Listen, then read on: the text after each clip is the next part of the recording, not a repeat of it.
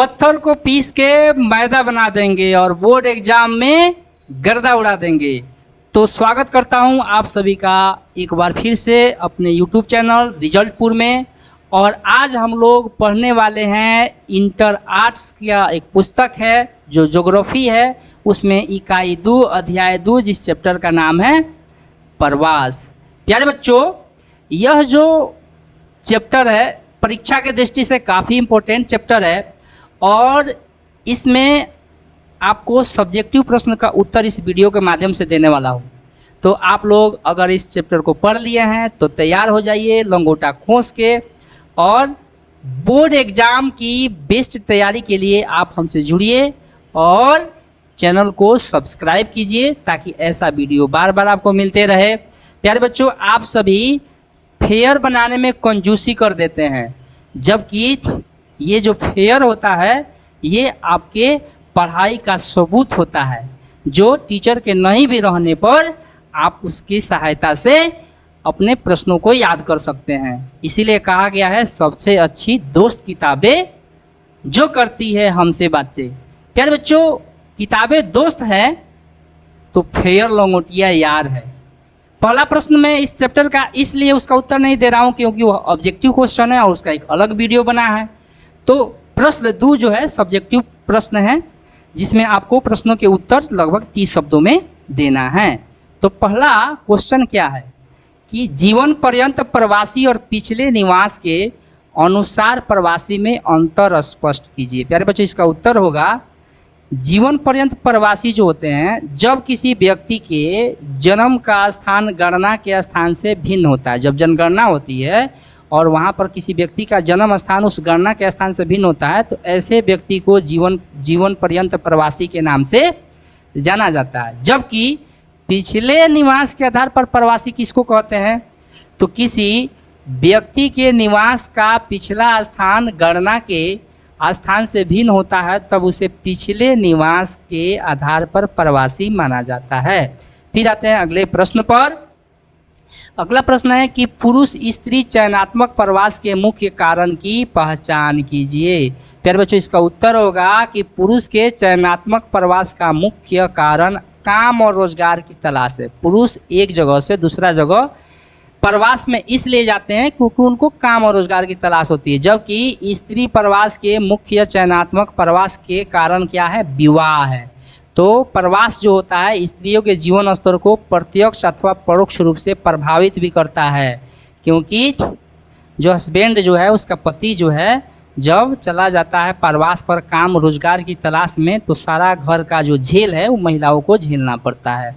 फिर अगला प्रश्न है प्यारे बच्चों कि उद्गम और गंतव्य स्थान की आयु एवं लिंग संरचना पर ग्रामीण नगरीय प्रवास की क्या प्रभाव पड़ता है? फिर बच्चों, इसका उत्तर होगा प्रवास से देश के अंदर जनसंख्या का पुनर्वितरण होता है और ग्रामीण नगरीय प्रवास से नगरों में युवा पुरुष जनसंख्या बढ़ती जाती है। जैसे जैसे लोग गांव से शहर में जाते हैं वहाँ युवा पुरुषों की संख्या बढ़ती जाती है, जबकि ग्रामीण क्षेत्र में युवा आयु वर्ग के कुशल और दक्ष लोगों का बाह्य प्रवास नगरों की ओर होता है। जैसे राजस्थान, उत्तरांचल, मध्य प्रदेश, पूर्वी महाराष्ट्र से होने वाले बाह्य प्रवास से इन राज्यों की आयु व लिंग संरचना में भारी असंतुलन हो जाता है। प्यारे बच्चों, ये 3 ही प्रश्न हैं जो 2 नंबर वाला है और मात्र आपको 30 शब्द में इसका उत्तर देना है। और अगला जो प्रश्न है वह जो है इसका उत्तर देना है 150 शब्द में और ये 5 नंबर के लिए पूछा जाता है। पहला उसमें से प्रश्न है 3 नंबर का 1 नंबर कि भारत में अंतर्राष्ट्रीय प्रवास के कारणों की विवेचना कीजिए। प्यारे बच्चों, भारत में अंतर्राष्ट्रीय प्रवास के 2 स्तर है। पहला है उत्प्रवास।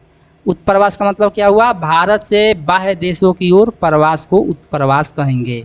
जैसे यहाँ का भारतीय व्यक्ति कोई अमेरिका में जाके बस जाता है तो वह उत्प्रवास कहा जाएगा। बाह्य देशों से भारत की ओर प्रवास को आप्रवास कहेंगे। मान लीजिए कि बांग्लादेश से कोई व्यक्ति आके भारत में बस गया तो उसको आप्रवास कहा जाएगा। 2001 की जनगणना के अनुसार भारतीय डायस्पोरा के लगभग 2 करोड़ लोग ऐसे हैं जो 110 देशों में जाकर बसे हैं। किस लिए? तो बेहतर अवसर की तलाश में भारत से बड़ी संख्या में लोग पश्चिमी यूरोप के देशों, मध्य पूर्व अमेरिका और पूर्वी एवं दक्षिण पूर्वी एशिया, ऑस्ट्रेलिया में प्रवास कर रहे हैं। भारत से लोगों के प्रसार के 3 चरण स्पष्ट दिखाई पड़ते हैं। प्यारे बच्चों, जिस प्रकार बिहार, झारखंड, यूपी से लोग पंजाब, हरियाणा, केरल में जाते हैं काम की तलाश में, तो वहाँ के लोग भी विदेशों में जाके चले जाते हैं काम और रोजगार की तलाश में। तो पहला चरण क्या है? उपनिवेश काल में अंग्रेजों द्वारा उत्तर प्रदेश, बिहार से करारबद्ध लाखों श्रमिकों को भारतीय उत्प्रवास अधिनियम, जिसको गिरमिट एक्ट और उन मजदूरों को गिरमिटिया मजदूर भी कहा जाता है, के अंतर्गत रोपण कृषि में काम करने के लिए, रोपण कृषि मतलब कि आप समझते हैं बागवानी, जैसे कि सेब की बागवानी है, चाय की बागवानी है, केला की बागवानी है, इन सब खेती में, गन्ना की बागवानी है, काम करने के लिए लोग कहाँ ले गए अंग्रेज लोग? तो मजदूरों को ले गए दक्षिण अफ्रीका, मॉरिशस। फ्रांसीसी और जर्मनी जो है, ये जो है वहाँ भी ले गए, फ्रांसीसी, डच, पुर्तगाली भी ले गए, ये लोग गोवा, दमन दीव से ले गए, है ना, वो वे लोग ले गए खासतौर पर सूरीनाम, अंगोला, मोजाम्बिक इत्यादि देशों में। तो इन मजदूरों की जो दशा थी वह दासों से दास जैसे था, जैसे दास प्रथा था ना, गुलाम बना के लोग ले जाते थे, बिना सैलरी के काम करवाते थे, वैसे ही जो थे गिरमिटिया मजदूरों की परिस्थिति थी। लेकिन आज परिस्थिति बदल गई है, वे देश अब आज़ाद हो गए और वे लोग अब अमीर भी हो गए हैं। दूसरा चरण में लोग भारत से कब गए? तो दूसरा चरण जो है आधुनिक समय में शिल्पी, व्यापारी, व्यवसायी और फैक्ट्री मजदूर के रूप में आर्थिक अवसरों की तलाश में निकटवर्ती देशों जैसे Thailand, Indonesia, Malaysia, Singapore, Brunei इत्यादि देशों में व्यवसाय हेतु गए। यह प्रवृत्ति अब भी जारी है, लोग जो है विदेश में काम की तलाश में जाते रहते हैं। फिर तीसरा चरण आया, वह जो है 1960, ये तरंग जो है बच्चों इसके जगह पर चरण होगा। डॉक्टर, अभियंताओं और सॉफ्टवेयर इंजीनियर और प्रबंधन परामर्शदाताओं, वित्तीय विशेषज्ञों, ये जो लोग होते हैं काफ़ी पढ़े लिखे लोग होते हैं। और ख़ास तौर पर आप लोग देखते होंगे जैसे गूगल का चीफ जो है सुंदर पिचाई है, वो भारतीय है। उसी तरह गूगल, एप्पल जैसे इत्यादि जो है मल्टीनेशनल जो कंपनियां होती है, तो उन लोगों को भारतीय प्रबंधक लोगों की ज़रूरत पड़ती है। और ख़ास तौर पर भारत में एक शहर है बेंगलुरु, जिसको जो इंजीनियर, सॉफ्टवेयर इंजीनियर और अन्य प्रकार के इंजीनियरों के लिए समझिए कि वो खान है। वहाँ से बहुत सारे इंजीनियर निकलते हैं और सीधे अमेरिका का रुख करते हैं। और कनाडा, यूनाइटेड किंगडम, जर्मनी, इन सारी देशों में ये लोग जाते हैं, प्रवास करते हैं। बहुत ही उच्च कोटि की सैलरी मिलती है, अच्छी सैलरी मिलती है। आपको पता होना चाहिए कि भारत में अन्य देशों से 50 लाख व्यक्तियों का आप्रवास भी हुआ है। ऐसा नहीं कि भारत से लोग केवल विदेश में जाते हैं, बल्कि विदेशी लोग भी भारत में आते हैं। इनमें से 96% आप्रवासी पड़ोसी देश जैसे कि बांग्लादेश, पाकिस्तान, नेपाल से आए हैं। तिब्बत, श्रीलंका, बांग्लादेश, पाकिस्तान, अफगानिस्तान, ईरान और म्यांमार से आए शरणार्थी हमारे यहाँ 1.6 लाख हैं। फिर बच्चों अब फिर से हम आते हैं अगले प्रश्न पर। ये भी दीर्घ उत्तरीय प्रश्न है और इसका भी जवाब लगभग 150 शब्द से ज़्यादा शब्द में देना है। प्रवास के सामाजिक जनांकीय परिणाम क्या क्या हैं? तो प्रवास के जो सामाजिक परिणाम है प्यारे बच्चों, प्रवास से विभिन्न संस्कृति के लोगों का अंतर मिश्रण होता है। अलग अलग संस्कृति के लोग आपस में मिल जाते हैं।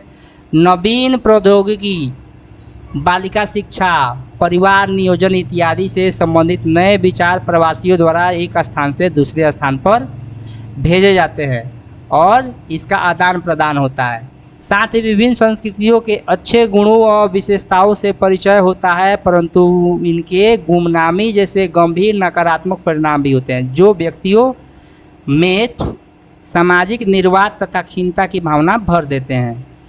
तो प्यारे बच्चों, खीनता की जो सतत भावना लोगों को औसत दुरुपयोग जैसे अपराध जैसे असामाजिक गतिविधियों में संलग्न होने के लिए प्रेरित करती है। अब देखिए बिहार के जो कामगार है, मजदूर है, जाते हैं महाराष्ट्र में, तो वहाँ के लोगों में खीनता होती है, मतलब बड़ा गुस्सा आता है कि ये जो लोग हैं हमारे यहाँ आके, केरल में आके, तमिलनाडु में आकर वहाँ के स्थानीय लोगों का रोज़गार छीन लिया है।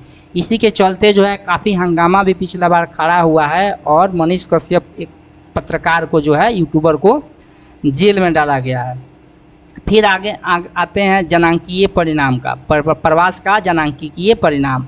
तो प्रवास से देश के अंदर जनसंख्या का पुनर्वितरण होता है।